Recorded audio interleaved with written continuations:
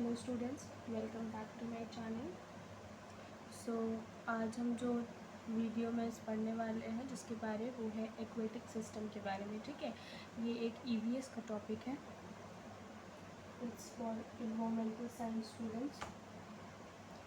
Okay, सो aquatic system पहले हम लोग स्टार्ट करते हैं कि होता क्या है।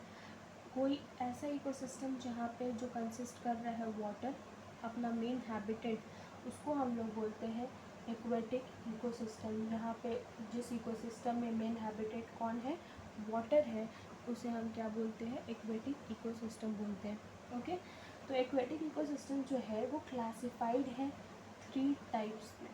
ठीक है, 3 टाइप्स में क्लासिफाइड है। किस बेसिस पे क्लासिफाइड है? अपने सॉल्ट कंटेंट के बेसिस पे क्लासिफाइड है। पहला होता है fresh water ecosystem, second is marine water ecosystem and third is brackish water ecosystem. ठीक है, फ्रेश वाटर में जैसे हो गया आपका पॉन्ड्स, ठीक है, पॉन्ड्स हो गया, लेक्स हो गया, ये हो जाएगा हमारा फ्रेश वाटर में। फ्रेश वाटर में क्या रहता है, सॉल्ट कंटेंट जो रहता है वो बहुत ही ज़्यादा कम होता है, लो होता है, जैसे पॉन्ड्स में, लेक्स में, पूल्स में, ठीक है, रिवर्स में, ये सब में जो होता है सॉल्ट कंटेंट क्या होता है, बहुत ही कम होता है। इसीलिए हम फ्रेश वाटर यूज़ करते हैं अपने डे टू डे लाइफ्स में। जो दूसरा आता है वो है मरीन वाटर। मरीन वाटर में कहाँ आ जाएगा, सी का पानी, ठीक है, सी वाटर या फिर ओशियंस।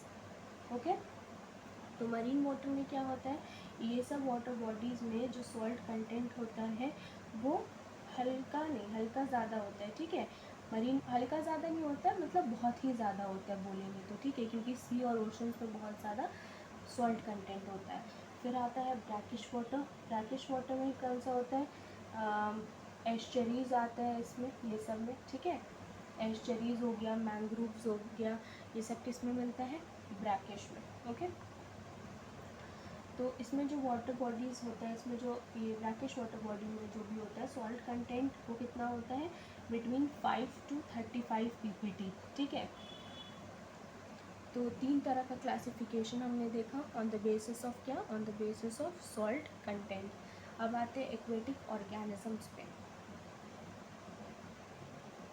ठीक है, तो एक्वेटिक ऑर्गेनिज्म जो होते हैं वो हमारा क्या है, जो एक्वेटिक ऑर्गेनिजम्स है वो क्लासिफाइड है, ठीक है, on the basis of zone of occurrence. ठीक है, वो कैसे अकर करते हैं, किस जोन में अकर करते हैं वाटर के, उस पार्ट में हम लोग उसको डिवाइड किए हैं। तो पहला जो है वो आता है, पहला पार्ट जो होता है वो, मतलब पहला लेयर जो होता है, मान लो ये एक वाटर बॉडी है। ठीक है,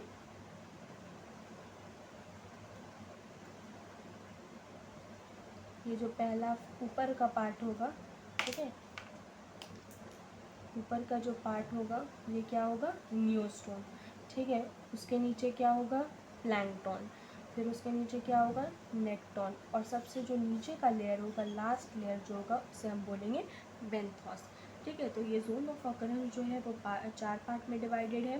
पहला है neuston, plankton, nekton and fourth is benthos.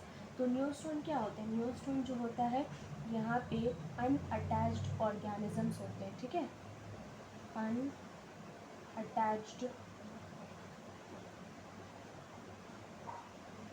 Organisms.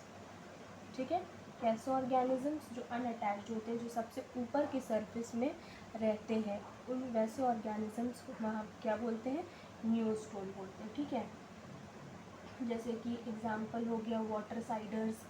Okay, जैसे बिटल्स हो गया, बैक स्विमर्स हो गया, these are examples of neuston. Example लिख लेते हैं हम, बिटल्स। ठीक है, नेक्स्ट आता है प्लैंक्टॉन्स। प्लैंक्टॉन्स क्या होता है, प्लैंक्टॉन्स ग्रुप ऑफ ऑर्गेनिजम्स होते हैं, microscopic plants, both microscopic plants and animals को हम लोग क्या बोलते हैं, प्लैंक्टॉन बोलते हैं। ठीक है, ये जो होता है प्लैंक्टॉन, इसका जो लोकोमोटरी पावर होता है पूरा, वो बहुत ज़्यादा लिमिटेड रहता है, कंट्रोल रहता है। ठीक है, प्लैंक्टॉन जो है सिर्फ अपने इसी पार्ट में क्या करता है, लिमिटेड रहता है और इधर उधर कहीं नहीं जाता है। जैसे हम एग्जांपल में बोल सकते हैं, अगर प्लैंक्टॉन्स क्रस्टेशियंस हो गया, ठीक है, ये सब क्या हो गए, हमारे प्लैंक्टन्स हो गए।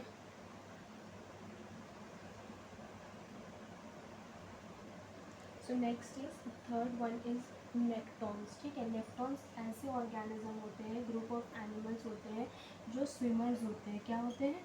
स्विमर्स। जैसे कि एग्जाम्पल में आ जाएगा यहाँ पे फिशेस। ठीक है, फिशेस क्या होते हैं? स्विमर होते हैं। ठीक है, वो पूरे वाटर बॉडी के पूरा वाटर करंट में घूमते हैं। तो ये ऐसे एनिमल्स जो स्विमर होते हैं वो किस में आते हैं? नेक्टॉन्स में। ठीक है, फिर आता है बेंथोस। बेंथोस क्या होता है? सबसे नीचे का जो लेयर होता है, एकदम एंड वाला लेयर जो होता है एक्वेटिक इकोसिस्टम का, उसे हम क्या बोलते हैं?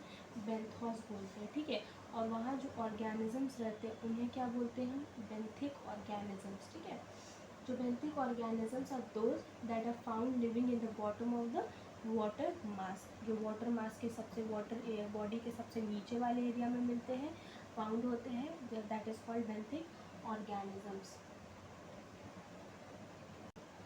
Now let's move two factors affecting. क्या क्या फैक्टर्स है जो अफेक्ट करता है प्रोडक्टिविटी? क्या चीज़ का प्रोडक्टिविटी? एक्वेटिक हैबिटेट का प्रोडक्टिविटी। ठीक है, तो पहला तो होता है, इसमें जो पॉइंट्स हैं वो 4 पॉइंट है। पहला जो है वो है सनलाइट, दूसरा है डिसॉल्व्ड ऑक्सीजन, फिर है ट्रांसपेरेंसी एंड टेम्परेचर। ठीक है, तो पहला हम लोग पढ़ेंगे सनलाइट। अब सनलाइट जो है वो कैसे अफेक्ट कर रहा है एक एक्वेटिक हैबिटेट का प्रोडक्टिविटी को? अगर जो सनलाइट है वो सबसे इम्पॉर्टेंट है यहाँ पे एक वाटर बॉडी में, अगर जहाँ तक सनलाइट पेनिट्रेट कर रहा है, ठीक है, मान लो ये एक वाटर बॉडी है। ठीक है, ये एक वाटर बॉडी है, यहाँ पे एक सन है। ओके, तो अगर ये सन यहीं तक पेनिट्रेट कर रहा है तो मतलब सिर्फ यहीं तक क्या है? प्लांट है। ठीक है, सिर्फ यहीं तक प्लांट्स है, क्योंकि बिना सनलाइट के फोटोसिंथेसिस नहीं हो सकता है, कोई भी प्लांट सर्वाइव नहीं कर सकता है। तो जहाँ तक ये सनलाइट पेनिट्रेट कर रहा है एक वाटर बॉडी में, वहीं तक क्या होता है? प्लांट्स रहते हैं। अब ये जो सनलाइट है, अगर हम लोग लाइट पेनिट्रेशन की बात कर रहे हैं तो 2 तरह का ये होता है, एक होता है फोटिक जोन और दूसरा होता है एफोटिक जोन। ठीक है, फोटिक जोन मतलब सनलाइट वाला जोन को बोलते हैं और एफोटिक मतलब नो सनलाइट। ठीक है, तो फोटिक जोन जो होता है वहाँ पे जो अपर लेयर होता है, क्या चीज़ का अपर लेयर? जो पानी का अपर लेयर है। ठीक है, एक मिनट, जो वाटर का जो अपर लेयर होता है, so this is the water body. Okay, so the upper layer जहाँ पे ये सनलाइट पहुँच पा रहा है, यहाँ पे पहुँच पा रहा है, तो इस लेयर को हम क्या बोलेंगे? Photic zone. ठीक है, जो अपर लेयर होता है एक्वेटिक इकोसिस्टम का up to which light penetration occurs and up to which photosynthesis activities confined, जहाँ तक फोटोसिंथेसिस एक्टिविटी हो रहा है उसको हम लोग बोलते हैं photic zone. Okay, aphotic zone is the lower layer. Lower layer होता है जहाँ पे क्या है? The lower layer of the aquatic ecosystem where light penetration and plant growth are restricted, जहाँ पे ये लाइट पेनिट्रेशन नहीं हो पाता है या फिर प्लांट का ग्रोथ नहीं हो पाता है, वो उसे हम क्या बोलते हैं? एफोटिक जोन बोलते हैं। ठीक है, तो फोटिक जोन में मैंने क्या बताया? फोटिक जोन क्या होता है? जहाँ पे लाइट, ये सनलाइट जो है जहाँ पे पहुँचता है और जहाँ पे हमारा क्या होता है? फोटोसिंथेटिक एक्टिविटी कन्फाइंड होता है, उसे हम बोलते हैं एफोटिक जोन, और sorry photic zone. And aphotic zone क्या होता है? जो लोअर लेयर होता है एक्वेटिक इकोसिस्टम का, जहाँ पे सनलाइट नहीं पहुँच पाता है। ठीक है, और जहाँ पे प्लांट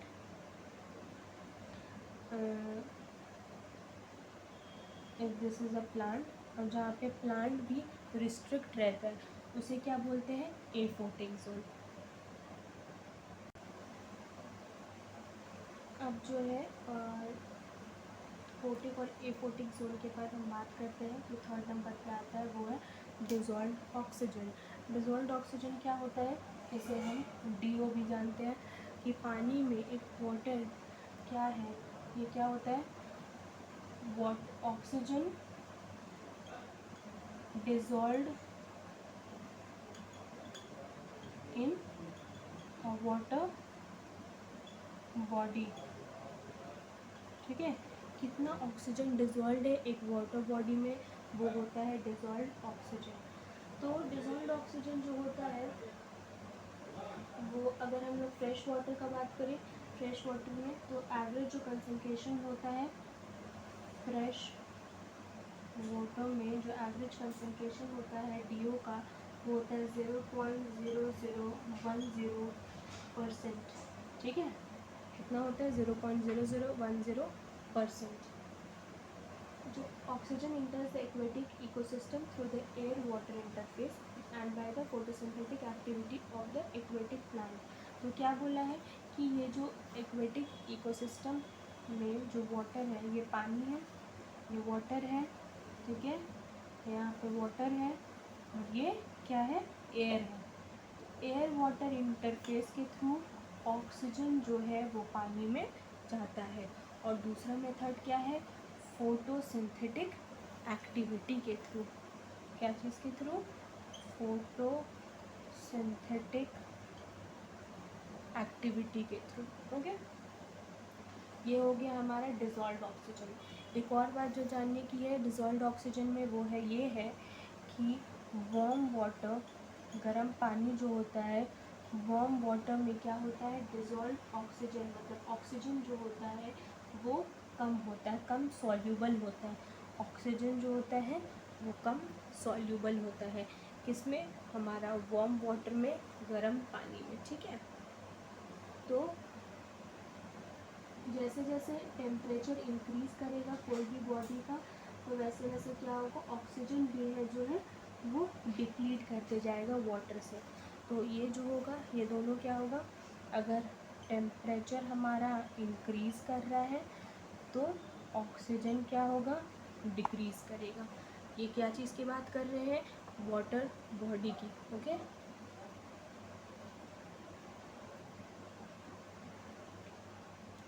जैसे टेम्परेचर इंक्रीज़ करेगा कोई भी पानी का, तो वहाँ का ऑक्सीजन का जो लेवल होगा वो क्या होते जाएगा, कम होते जाएगा।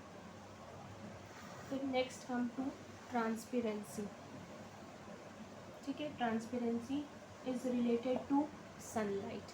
अगर सनलाइट जितना पहुँच रहा मतलब उतना ट्रांसपेरेंट है, ट्रांसपेरेंसी अफेक्ट्स एक्सटेंट, मतलब बोल सकते हैं कि कितना पानी गंदा है, नहीं है।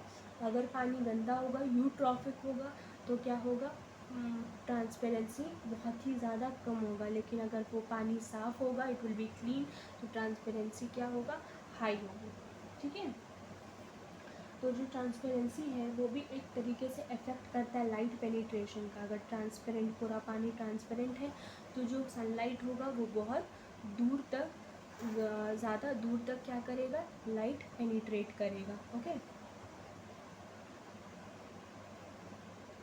जैसे कि अगर एक ये वाटर बॉडी है, एक वाटर बॉडी है, और ये वाटर बॉडी कैसा है, क्लीन है, तो जो सनलाइट होगा वो बहुत डीप पेनिट्रेशन होगा। ठीक है, क्योंकि ये इसको कोई भी ऑब्स्टिकल नहीं मिलेगा, बीच बीच में इसको कोई भी ऑब्स्टिकल नहीं मिलेगा, और ये जो सनलाइट है वो ज़्यादा अंदर तक पेनिट्रेट कर पाएगा। ओके, लेकिन अगर वही ये जो हमारा वाटर बॉडी है, ठीक है, अगर ये वाटर बॉडी कैसा रहेगा, यूट्रॉफिक रहेगा, मतलब गंदा रहेगा, इसमें बहुत कुछ गंदगी रहेगी इस पानी में, तो क्या होगा, पानी जो मतलब सॉरी पानी not, the sunlight will not penetrate much deeper. क्यों, क्योंकि जो ऑब्स्टिकल कौन बनेगा, ये सब जो हमारा जो भी यूट्रॉफिकेटेड सामान है, मटेरियल है, तो वो सब क्या होगा, सनलाइट को और पेनिट्रेट करने से रोक लेगा, जिसकी वजह से हमारी क्या इफ़ेक्ट होगी, प्रोडक्टिविटी अफेक्ट होगी। Okay, got it. तो क्या क्या फैक्टर्स है जो प्रोडक्टिविटी को अफेक्ट करता है, पहले हमने पढ़ा सनलाइट। ओके, देन दूसरा था हमारा डिजॉल्व्ड ऑक्सीजन, थर्ड था हमारा ट्रांसपेरेंसी। ओके,